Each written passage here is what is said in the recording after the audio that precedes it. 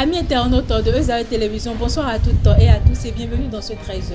Au sommaire de l'actualité, MTN et Move au Bénin ont augmenté les frais de retrait mobile money de 25 francs CFA dans un contexte de cherté de vie. Une décision qui suscite la grogne au sein des usagers. À l'international en Inde, des millions de travailleurs ont observé une grève nationale contre une réforme du Code du travail jugée défavorable aux employés. Malgré la contestation, le gouvernement maudit reste déterminé à faire passer les lois. En sport, le Paris Saint-Germain a humilié le Real Madrid 4-0 en demi-finale de la Coupe du Monde des clubs. Les Parisiens affronteront Chelsea en finale ce 13 juillet. Restez avec moi pour la suite.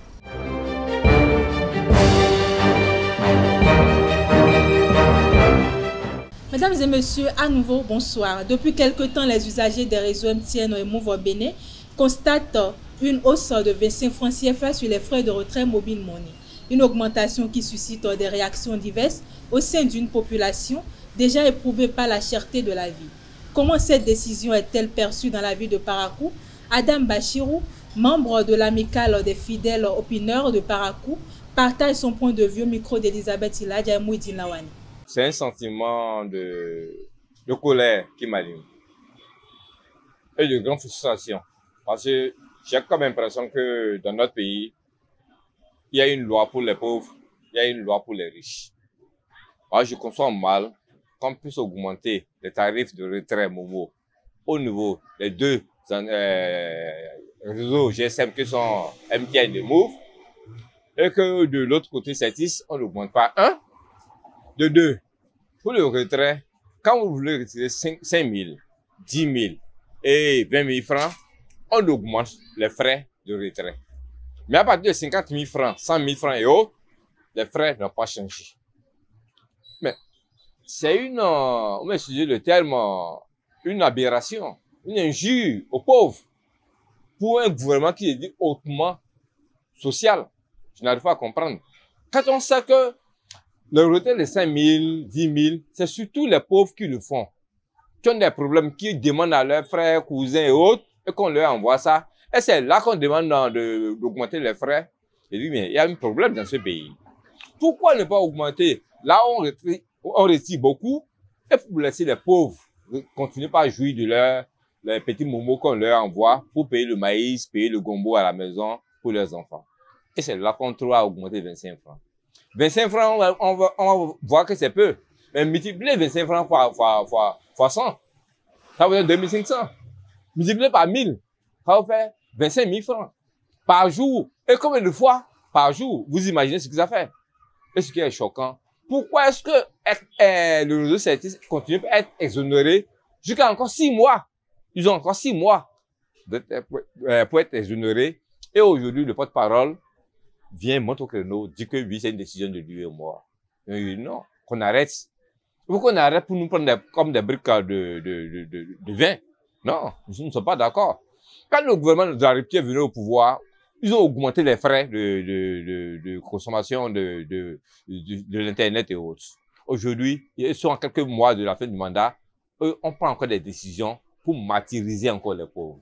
Nous disons non. Non et non, nous ne sommes pas d'accord. Il va falloir que cette décision-là, on trouve une solution. Même s'il faut que le gouvernement subventionne les 25 francs et autres qu'on a augmentés, il faut qu'il le fasse pour permettre aux pauvres de pouvoir jouir, de pouvoir manger au moins son gombo tranquillement à la maison. Parce que ce qui se passe actuellement, nous ne sommes pas d'accord. Une fois de plus, nous disons non, non et non à cette décision de MTN et de Move. À l'université de Parakou, un nouveau programme vient renforcer les compétences des étudiants en fin de formation. Il s'agit du programme de formation en langue initié par le recteur. Ce programme offre plusieurs avantages, notamment en anglais, pour permettre aux étudiants de mieux s'exprimer après leurs études. Le docteur Mathias Azoua nous en dit plus au micro de Louis Kongbeto et Mouidine Lawani. L'université de Parakou, depuis quelques années, à travers l'équipe rectorale dirigée par le professeur Bertrand Sobossi Bokor, a décidé que À un moment donné, il faut vraiment que nous puissions prendre le taureau par les cornes pour livrer à notre État, livrer à l'Afrique des cadres qui sont des cadres bien, brillants, même manipulant aussi bien la langue anglaise et très bien la langue anglaise.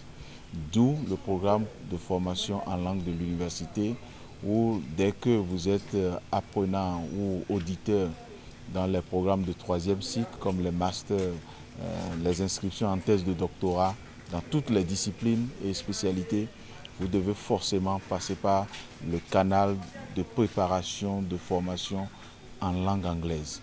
Et c'est ça, c'est le rôle que joue ce programme-là depuis quelques années à l'université. Nous en avons déjà formé des centaines qui sont déjà brillants et qui ont déjà vu que c'est capital. C'est très important pour les cadres de sortir brillants, mais qui manipulent forcément la langue anglaise. On sait que déjà la langue française, c'est notre langue maternelle, on peut le dire, mais la langue anglaise est capitale pour tout cadre qui sort des universités aujourd'hui. Ce n'est pas à négocier. Et puis je crois que ça leur fait du bien et ils en témoignent suffisamment. Dès qu'ils arrivent à atteindre le niveau, parce que formés par des coachs de langue, formés aussi, dès qu'ils arrivent à la fin, il y a un certificat qui démontre effectivement le niveau où ils sont arrivés dans la langue anglaise. Et on peut citer plusieurs niveaux. Il y a le niveau A1, A2, il y a le niveau B1, B2, il y a le niveau C1 et C2, lorsqu'on se retrouve dans le cadre commun européen en matière de langue étrangère. Donc ici, à l'université, on les forme jusqu'au niveau C1 et C2. Donc pour ceux-là qui sont en train de présenter leur rapport, ils sont en train de présenter leur rapport et non une soutenance, parce qu'une soutenance respecte des normes académiques. Donc ils sont en train de présenter leur rapport de fin de formation en langue. Et quand c'est comme ça, ils sont libres, on leur donne le choix d'aller parler d'un travail de recherche. Parce qu'ils sont tous des chercheurs en herbe et ils vont parler d'un travail de recherche qui les passionne, mais en utilisant du début jusqu'à la fin la langue anglaise. Donc ils parlent comme ça et en début de cette formation, ils parlent comme ça de leur jargon, de leur domaine, de leur filière et puis ils sont à l'aise dedans. Donc ce que tu sais très bien, tu le dis, mais en utilisant la langue anglaise. C'est un certificat qui est reconnu parce qu'on spécifie correctement le niveau. Je vous ai parlé du niveau, du cadre commun européen. Donc c'est connu à l'international. Parce que d'abord, c'est signé par moi-même en tant qu'instructeur principal des langues et puis le vice-recteur chargé des affaires académiques. Donc c'est reconnu. Le Bénin signe une performance historique au baccalauréat 2025 avec un taux de réussite de 73,02%, soit 57 349 admis sur 78 537 candidats. Ce résultat est diversement apprécié par l'opinion. Si pour l'un, il est purement politique, pour d'autres, c'est le reflet d'une transformation en profondeur du système éducatif. Il est également attribué à la scolaire, à la rigueur imposée à des innovations telles que la plateforme EducMaster. Les réformes du gouvernement, notamment en faveur des jeunes filles et le suivi strict des enseignants, sont également mises en avant comme des leviers essentiels de ce succès inédit. Avec un taux de réussite de 83,80% au BPC 2025, le département du Borgou enregistre l'une de ses meilleures performances de la décennie, un résultat salué par les autorités éducatives. Dans cet entretien, le directeur départemental de l'enseignement secondaire, technique et de la formation professionnelle du Borgou revient sur les facteurs clés de ce succès. Il est au micro de Mouidine Lawani Elvi Kongbeto. C'est une grosse satisfaction et c'est le couronnement. Ce taux d'admissibilité est le couronnement d'un travail est fait par toute une équipe, c'est-à-dire tous les acteurs du système éducatif dans le Borgou. Et c'est la synergie d'action qui a caractérisé le travail sur le terrain et qui a favorisé et qui a permis ce résultat. Et quand je parle d'acteurs, c'est tous les parents d'élèves regroupés au sein de la FEDAP Borgou. C'est tous les enseignants, c'est tous les chefs d'établissement, c'est tous et leurs collaborateurs. Et c'est tout le personnel de la direction départementale ici, c'est-à-dire les chefs de service, les chefs de division et les collaborateurs. Il y a aussi les ONG, les projets, voyez, que notre ministère a favorisé, que notre ministère a admis, et pour que ces projets-là nous accompagnent.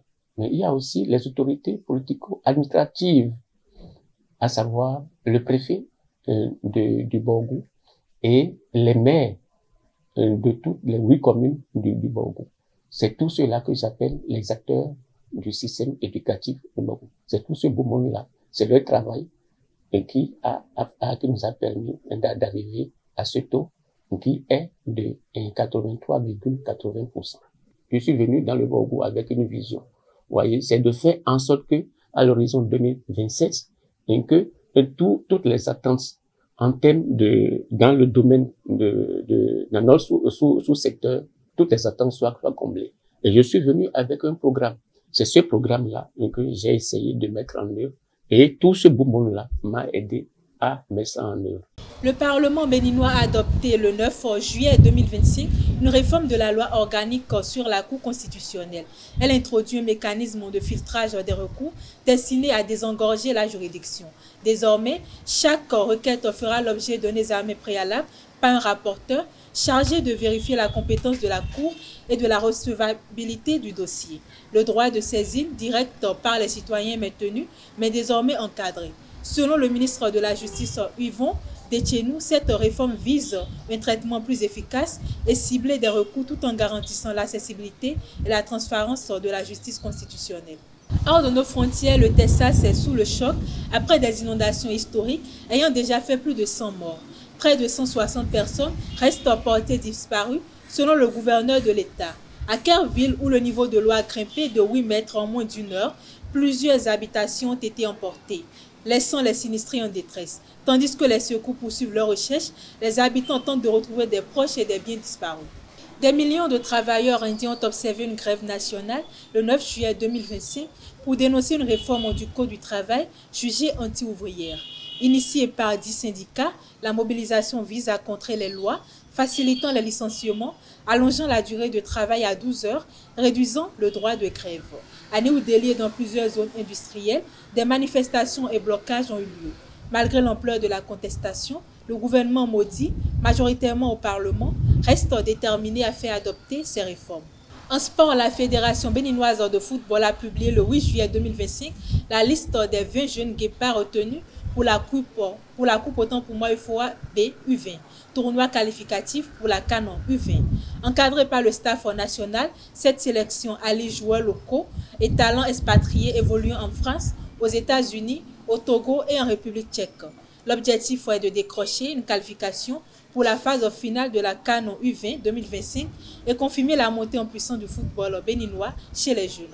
Et pour finir cette édition, le Paris Saint-Germain a surclassé le Real Madrid 4-0 ce 9 juillet 2025 au MetLife Stadium en demi-finale de la Coupe du Monde des clubs. Porté par un doublé de Fabien Ruiz et des réalisations d'Ousmane Dembélé et Gonzalo Ramos, le club parisien dominateur de bout en bout affrontera Chelsea en finale le 13 juillet prochain. Kylian Mbappé, titularisé pour la première fois dans ce tournoi, s'est montré discret. Cette lourde défaite souligne les difficultés actuelles du Real Madrid en pleine phase de transition. Mesdames et messieurs, merci de m'avoir suivi. C'est tout pour ce 13 et à très bientôt.